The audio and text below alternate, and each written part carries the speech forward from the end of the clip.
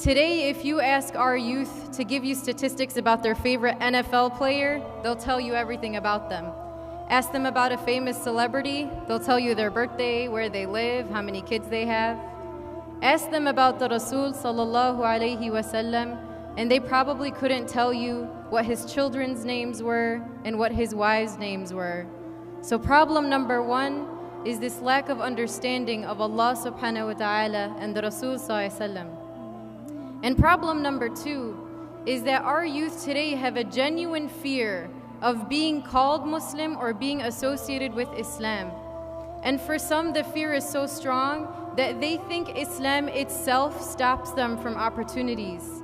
And this is why we see our young sisters who decide to remove their hijab because they're scared they may not have the same opportunities. This is why we see our young brothers whose names are Muhammad, yet they go by Mo. And this is why we see our youth who would much rather miss a prayer than to be seen praying in public.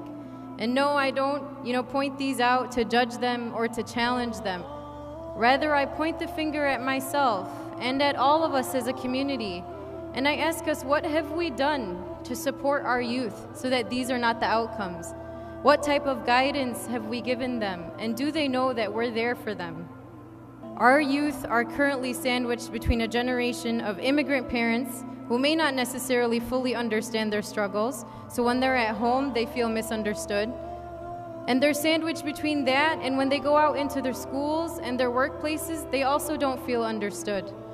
And I'm not saying this to challenge our parents or to say that something is wrong, but rather to point out that each grew up in a different generation with very different trials and times.